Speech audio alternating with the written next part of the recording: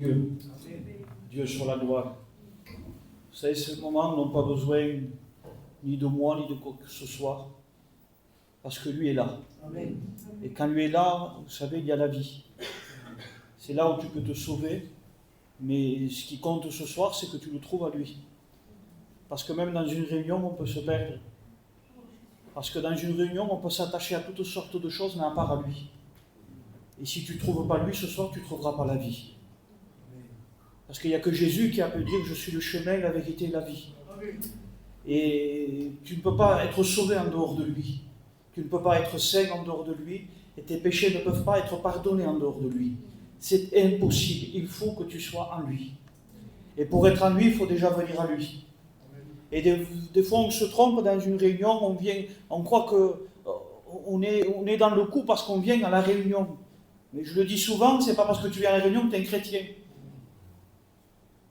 Ce qui prouve qu'on est un chrétien, c'est que notre nature change.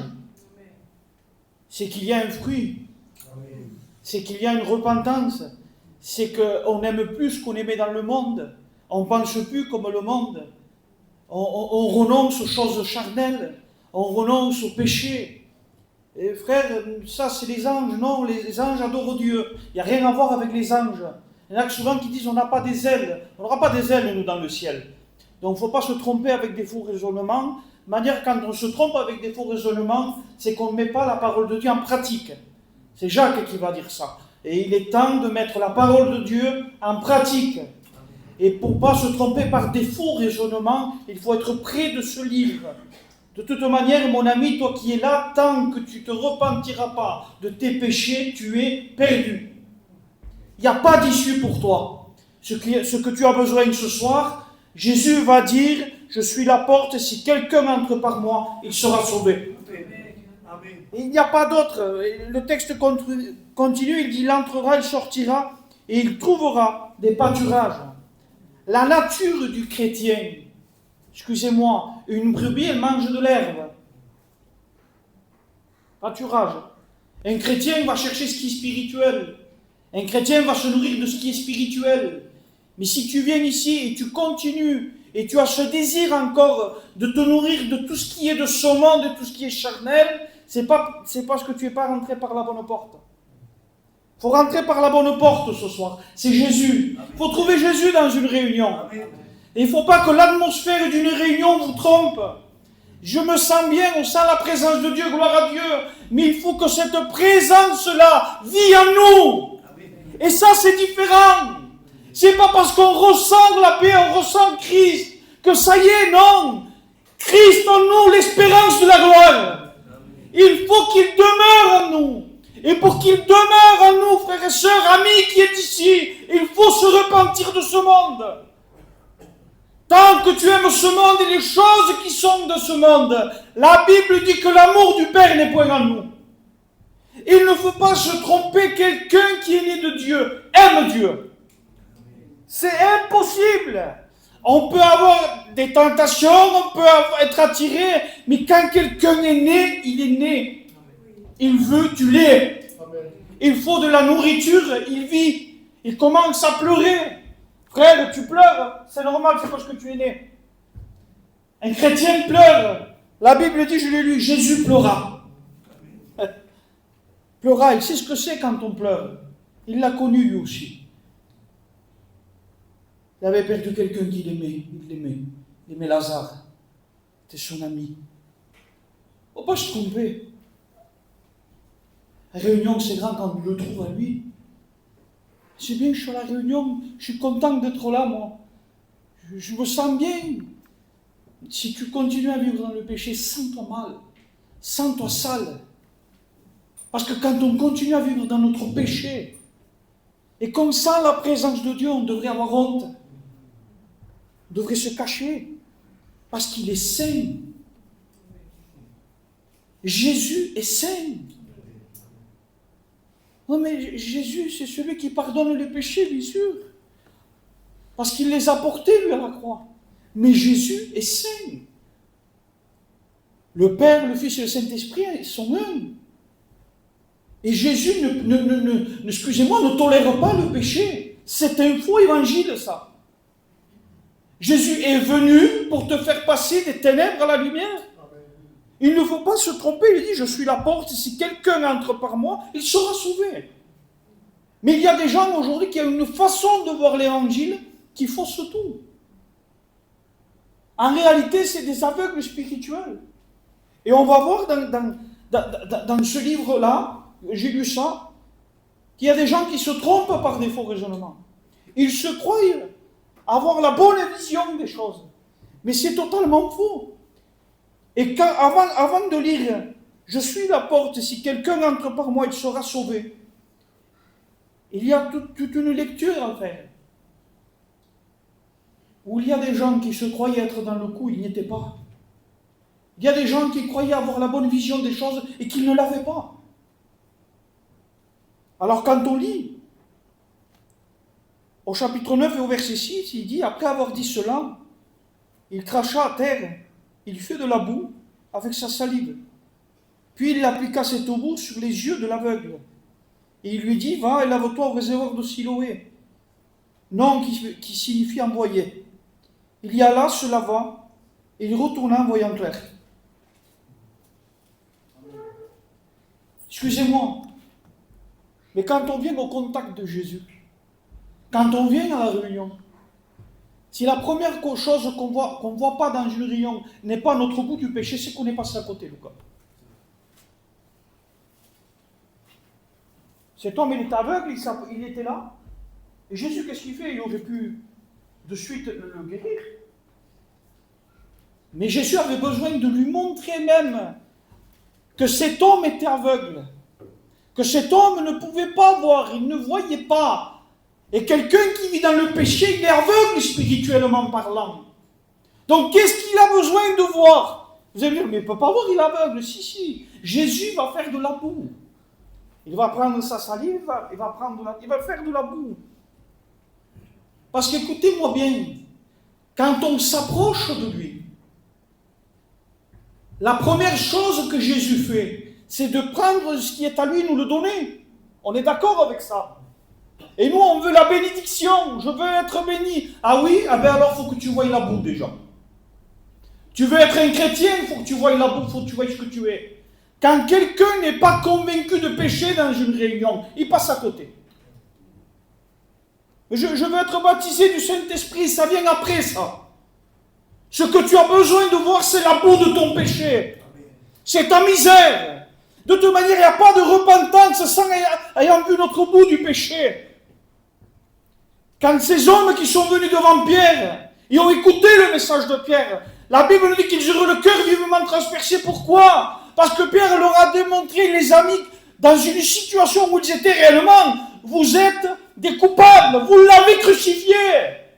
C'est ça qu'on a besoin d'entendre. Vous n'avez pas besoin de venir comme des victimes, cet aveugle poublette. Alors on leur a mis une poublette. Non, Jésus ne répond pas comme ça. Aujourd'hui, les gens ne se sauvent plus parce que les gens se sentent bons. Les gens ne se sauvent plus parce que moi je suis gentil, moi je ne fais rien, je viens ici. Bon, qu'est-ce que je fais maintenant? Non, il n'y a rien à voir. Le péché, ce n'est pas des œuvres, c'est un état de cœur. Un état de désobéissance envers Dieu. Et ce que tu as besoin de voir, c'est la boue de ton péché. Donc on voit que pour y voir clairement, pour avoir la bonne vision des choses, il faut déjà voir la boue de son péché. Et une fois que Jésus a fait ça, la Bible nous dit que cet homme y voit clair. On ne peut pas y voir clair sinon. C'est pas possible. On ne peut pas aimer lire notre Bible. Quand on plonge l'oreille, je ne comprends rien. C'est normal, t'es aveugle. Je ne comprends pas ce que je lis, c'est normal, t'es aveugle. Tu as besoin d'abord de voir ta boue. La boue du péché. On passe à côté des choses qui sont essentielles. J'arrive pas à me convertir. C'est pas normal qu'en venant à tant de réunions, on n'arrive pas à se convertir. Mais qu'est-ce qui est en train de se passer? Est-ce que c'est du côté de Dieu le problème? Non. C'est pas du tout ça. Et des fois, on veut mettre la faute sur une chose, sur une autre, au déroulement de la réunion. Et c'était pesant, et je sais pas. Et les cantiques, c'était pas ce que j'attendais, les témoignages non plus. Mais c'est pas ça le problème. Tu as besoin de voir qui tu es. Tu n'as pas compris T'as pas compris que tu as besoin de Dieu? Oui, je le sais que j'ai besoin de Dieu. Non, mais pas pour satisfaire une angoisse. Pas pour enlever une angoisse ni un mal-être. Tu as besoin de Dieu pour que Dieu pardonne ton péché. Mais c'est ça qu'on a besoin. La bénédiction, c'est quand on passe des ténèbres à la lumière. Alors des hommes vont parler aussi. On les appelait les pharisiens, ces hommes-là. Il dit quelques pharisiens étaient avec lui. Ayant entendu ces paroles, lui dire, nous aussi, sommes-nous aveugles? Et Jésus leur répondit, si vous étiez aveugles, vous n'auriez pas de péché. Mais maintenant, vous dites, nous voyons. C'est pour cela que votre péché subsiste. Quand quelqu'un dit, j'ai compris moi l'évangile, mais il vit toujours dans le péché lui. Ah moi j'ai compris, hein, vers la réunion, il ne change pas. Alors Jésus dit, mais c'est pour ça que ton péché subsiste. Parce que tu fais croire que tu es quelqu'un de bien, mais en réalité tu es un pécheur. Donc tant que tu ne te reconnais pas pécheur, ton péché il sera toujours. Toutes ces racines-là qui sont là par rapport au péché. Parce que laissez-moi vous dire que la drogue, la cigarette, ce que vous pouvez y mettre, c'est juste des branches du péché. Mais le péché en lui-même est quelque chose de beaucoup plus important. C'est parce que tu es en état de désobéissance envers Dieu. C'est ça le péché.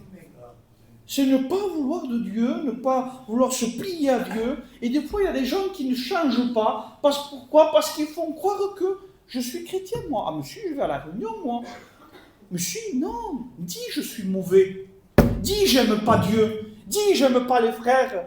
Dis, j'aime pas tout ce qui se fait dans une réunion. De manière, écoutez-moi, moi, quand j'étais païen, ma femme peut vous le dire, elle me disait, t'es possédé, c'est pas normal. Je ne pouvais pas mettre un pied dans une réunion. Il n'y avait rien de plus angoissant pour moi. Parce que je savais que j'allais écouter la vérité.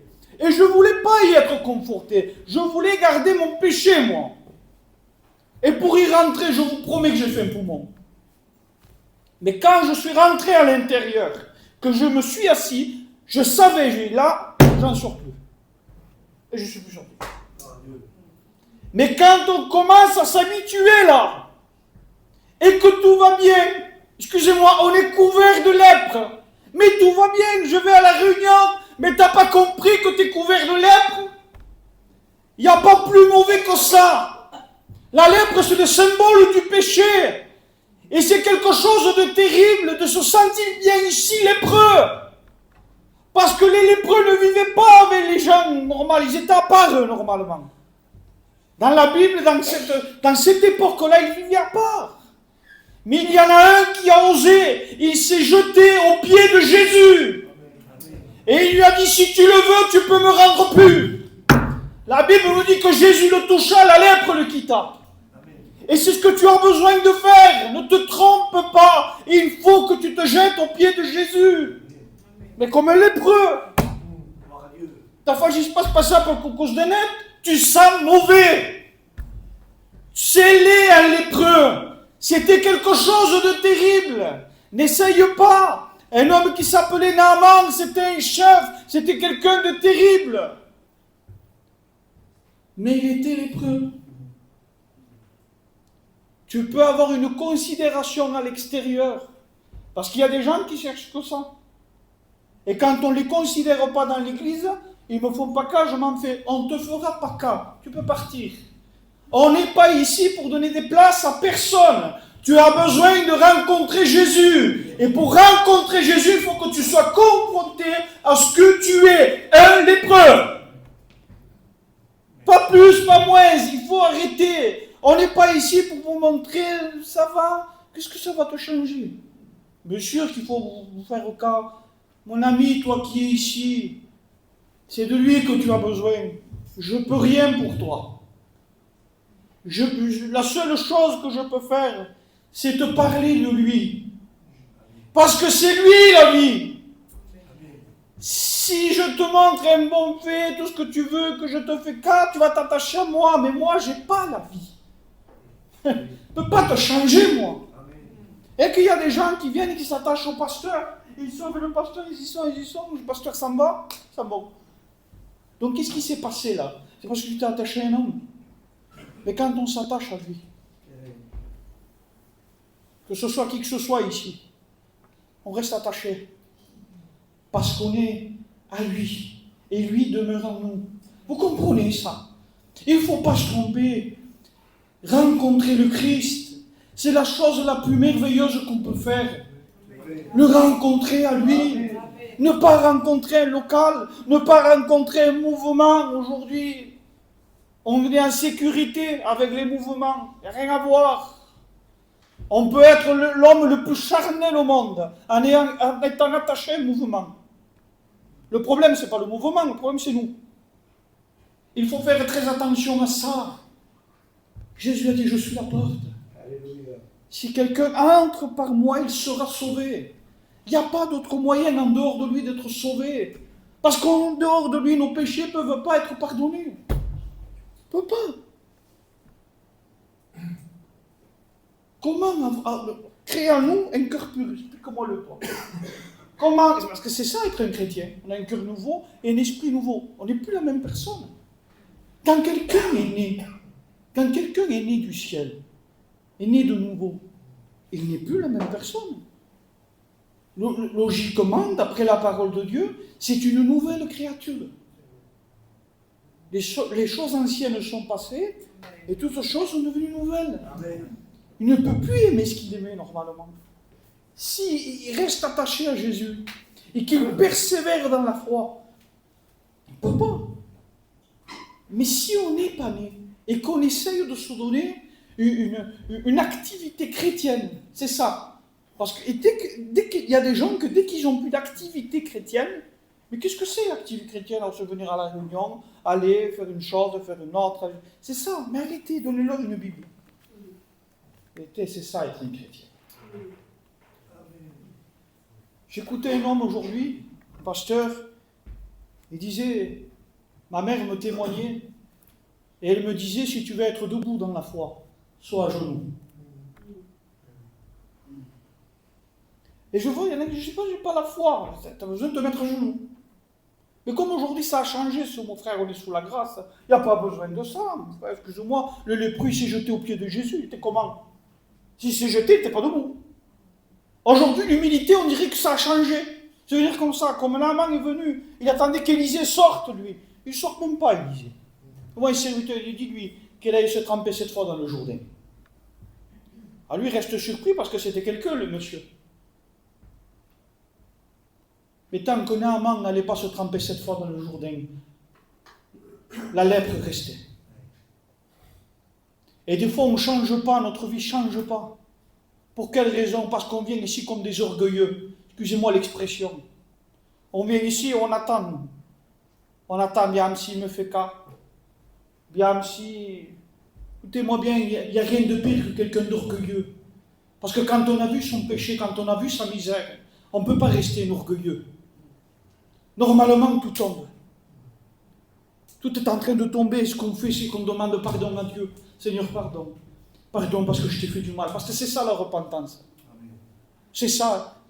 La vraie repentance, c'est qu'on réalise que notre péché fait du mal à Dieu. Pas qu'il nous a fait du mal à nous. Si le péché nous fait du mal, il y a des conséquences, mais ça c'est normal. Donc il y en a qui pleurent que sur ça. Et je ne comprends pas, mais pourtant je pleure, mais tu ne pleures pas sur la bonne chose. La repentance pleure parce que ton péché lui fait du mal à Dieu. Tu réalises que tu es mauvais, que lui est saint. Et malgré sa sainteté, il t'a aimé. Il a donné un fils, crucifié sur une croix. C'est ça la vraie repentance. Ne nous trompons pas. Quand on pleure sur nous-mêmes, ce n'est pas de la repentance, c'est du sentiment. Et c'est quelque chose qui nous trompe. C'est quelque chose qui va nous égarer. Dans une réunion, rencontrer Jésus, c'est lui la vie.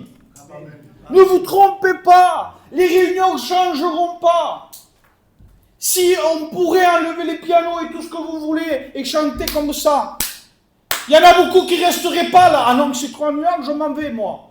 Mais vous croyez que les réunions que faisait Jésus, il avait besoin d'un piano? Il avait besoin qu'une église chante? Tout ce que vous voulez? Non. Il attendait une femme, lui, au bord d'un puits. À un moment où il faisait très chaud. Ça, c'était des réunions. Et c'était Jésus qui parlait. A besoin de le rencontrer à lui, qu'il y ait un piano, qu'il n'y ait pas de lumière, qu'il fasse froid, tout ce que vous voulez. C'est pas ce qui se fait dans la réunion qui compte. Dans la réunion, il faut qu'il y ait Jésus. Il faut que dans la réunion, tu rencontres Jésus. Nous allons passer à côté. Mon ami, tu vas passer à côté combien de fois encore? Donc ce soir, qu'est-ce que tu es venu chercher? Qu'est-ce que tu es venu? Qu'est-ce que tu attends de cette réunion? Si tu n'attends pas lui, mais qu'est-ce que tu vas attendre de plus? Tu es venu juste te sentir bien pendant un moment. Tu es venu prendre un peu de joie, un peu de paix et l'amener chez toi. Non, tant que tu ne partiras pas avec lui. C'est ça. Accepter le Christ et partir chez nous avec lui. Parce que chez nous, c'est les plus belles réunions qu'on puisse avoir. Parce qu'un chrétien ne vient pas se nourrir ici. Un vrai chrétien, il vit chez lui, avec sa Bible, avec Jésus. C'est ça. Parce que quand on vit avec Jésus, on vit avec notre Bible. On vit dans la prière. On vit dans la persévérance. Et c'est ça un chrétien. Il n'a pas besoin de venir à la réunion chercher une nourriture. Non. Le véritable chrétien, il apporte à la réunion la véritable nourriture qui est Jésus. Il va communiquer quelque chose. C'est ça un chrétien. Aujourd'hui, il y en a qui viennent que se nourrir dans l'église. Vous vous trompez. Si on est un chrétien véritable, on ne vient pas se nourrir là. On apporte quelque chose. Et il faut dire, je ne comprends pas la réunion, c'est ennuyant. Il y avait du poids, c'est parce que c'est toi le poids. Tu as besoin de vivre chez toi, pour vivre avec Jésus, pour être renouvelé avec lui. La plus belle chose qu'il faut faire, il faut reconnaître ce qu'on est. Et Seigneur, j'ai besoin de toi. Oui. Disons les mots qu'il faut, frères et sœurs. Je suis charnel, Seigneur, je suis mauvais, mais toi tu n'acceptes pas ça. Mais quand on commence à dire, ah Dieu voit que là, moi, je n'ai pas pu m'empêcher de me mettre en colère, tout ce que vous voulez. Ça, il n'y a pas de solution pour nous. Et quand on commence à pleurer devant lui, Seigneur, pardon. Seigneur, pardon, je n'aurais pas dû. Seigneur, pardon. Quand une âme se repent, frères et sœurs. Quand une âme se repent, le ciel est en fête. Ah oui. C'est quand une âme se repent que le ciel est en fête. Beaucoup de choses qui durent combien de temps encore va falloir de réunions pour que des amis qui viennent ici, et même certains chrétiens, disent, bon, maintenant il faudrait que je m'arrête. Il faudrait que j'aille à l'essentiel.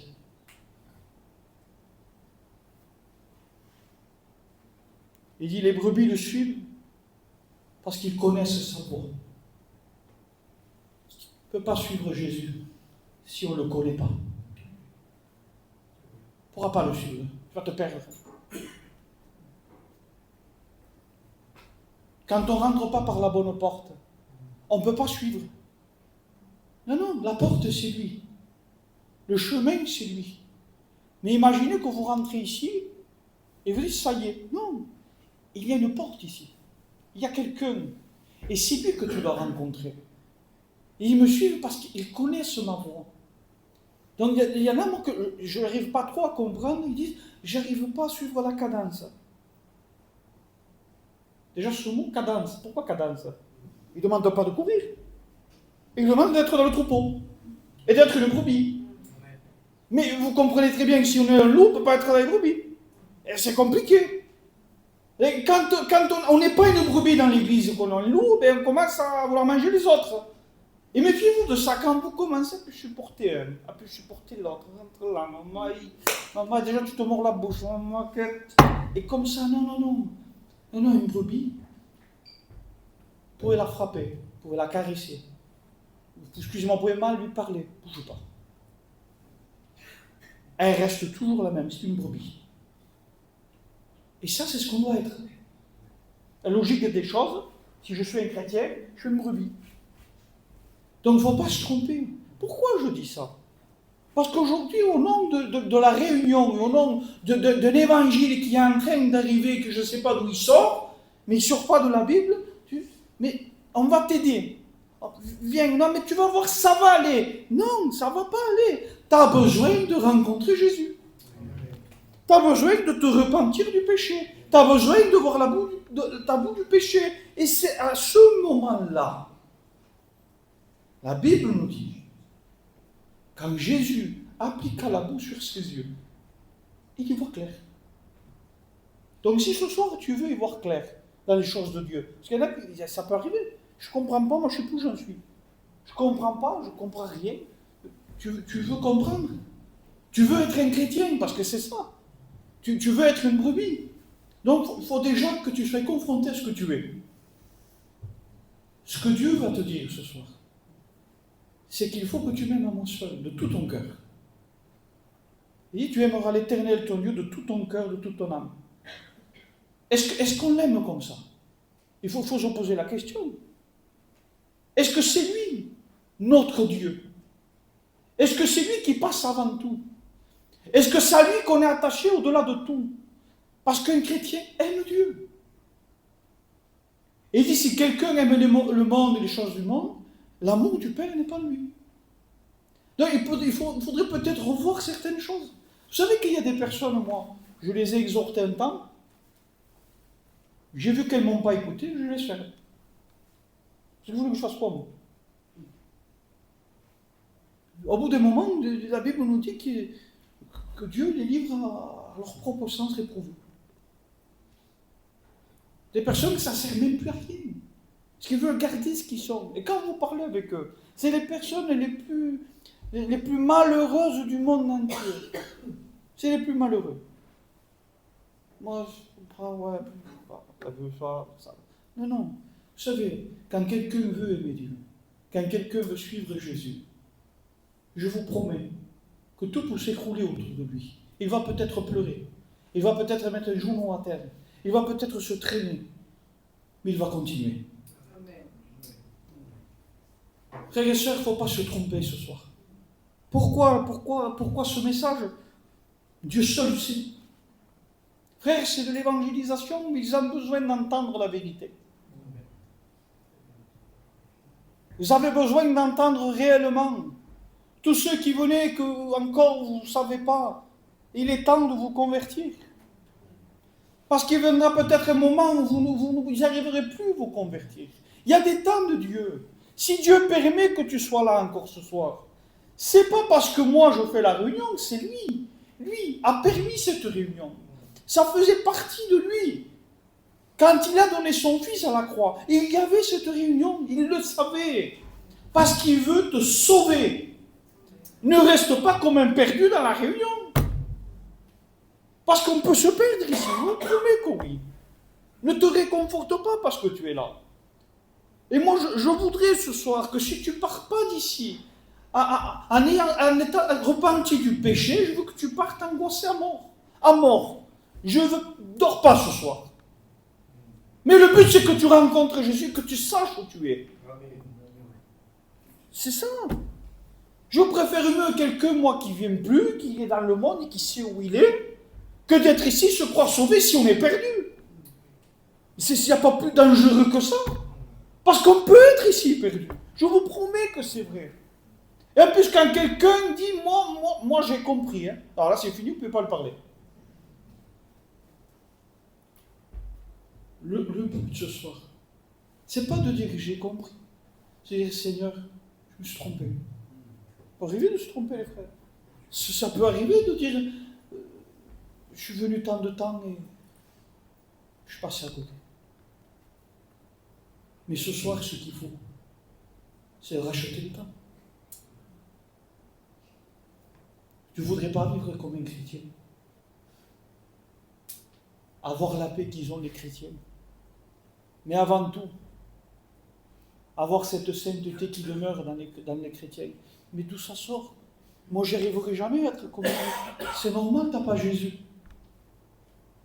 Excusez-moi, on ne peut pas parler de sainteté sans Jésus. On peut faire les œuvres que vous voulez, les frères. Si on n'a pas Jésus. La sainteté, c'est lui. La vie, c'est lui. Le chemin, c'est lui. La réunion, c'est lui. C'est dangereux quand maman, je veux aller à la réunion, moi. Et il y en a qui veulent aller à la réunion, moi. Ah, je ne veux pas à la réunion, je ne suis pas bien, mais la réunion, c'est toi avec lui. C'est ça. Vous savez, vous pouvez être où vous voulez. Dans un lit d'hôpital, où vous voulez. Si vous avez Jésus, vous avez la réunion. Je vous promets que vous avez la réunion. C'est vrai, ce n'est pas vos heures de prière qui vont faire que non, quand vous l'avez à lui. Et que vous êtes où vous voulez que ce soit, je n'ai pas pu être avec mes frères. Voilà, ce qui doit nous manquer par rapport aux réunions, c'est ça, nous les chrétiens. Je ne vois pas les frères, ça me manque. Mais quand on commence à dire, maman, j'ai besoin, mais pourquoi tu as besoin? Pour voir tes frères? Non, je ne sais pas, j'ai besoin, alors tu as un problème. Où est Jésus? Parce que si tu as Jésus, Pascal. Frère, on a passé des mauvais moments tous d'une façon ou d'une autre. Avec de l'angoisse, avec de l'anxiété, de la peur, ce que vous voulez. Mais quand lui, il est là. Est-ce que c'est pas parce que vous avez peur que lui n'est pas là? C'est pas des fois parce qu'on est angoissé que lui, il n'est pas là. Il dit qui nous séparera de l'amour de Dieu? Serait-ce l'angoisse, la tribulation? Rien ne peut nous séparer de l'amour de Dieu. Quand lui, il est là, il y a la réunion. Et je vous promets que même, on peut être où vous voulez. S'il y a Jésus, il y a la réunion. La plus belle réunion qu'on peut avoir, c'est avec lui, à ses pieds. Il faut que tu viennes à ses pieds ce soir. Il faut que tu viennes à lui. Jésus a dit, je suis la porte. Ne te trompe pas. Tu es rentré par ici. Alors écoute-moi là dans la réunion. Maintenant, il faut que tu le trouves à lui. Et ne dis pas, mais j'arriverai pas moi. Je vais finir, faire ma Bible. J'arrive pas à le trouver, moi, écoutez bien. La Bible nous parle d'une femme qui est atteinte d'une maladie. Et que cette femme a vu qu'il y avait Jésus. Mais là où il y avait Jésus, il y avait beaucoup de monde. Et vous voulez que je vous dise quelque chose? D'après la maladie qu'elle avait, cette femme, excusez-moi l'expression, elle était déclarée impure. Et en se mettant au milieu de ces gens-là, en essayant de se frayer un chemin, on pouvait la tuer. Mais elle l'a fait. Alors ce soir, il ne faut pas que tu ailles peur de dire qu'est-ce qu'ils vont penser? Qu'est-ce qu'ils vont dire de moi? J'en ai fait tellement. Est-ce qu'ils vont m'accepter? Est-ce qu'ils vont... Ferai-toi un chemin ce soir. Ferai-toi un chemin comme cette femme a fait. Et qu'est-ce qu'elle a fait? Elle a touché ce bord du vêtement de Jésus. Et elle a été guérie. Instantanément. Parce qu'il faut que tu le rencontres à lui. C'est pas juste d'être là. Elle est au milieu de ces gens-là, il y avait Jésus, il aurait pu dire je vais être guérie. Non. Elle a fallu qu'elle se ferait un chemin. Et ça a dû être difficile pour elle, parce qu'elle était faible, elle était malade. On l'a condamnée. Ça doit être compliqué, Pascal. Nous, quand on lit ce texte, on dirait mais quand même, hein, non. Elle s'est frayée un chemin. Malgré ce qu'elle était, malgré ce qu'elle avait, elle a touché Jésus. Il faut que tu fasses pareil ce soir. Touche Jésus. Je te promets que tu ne seras plus jamais le même. Rencontre-lui à lui. On courbe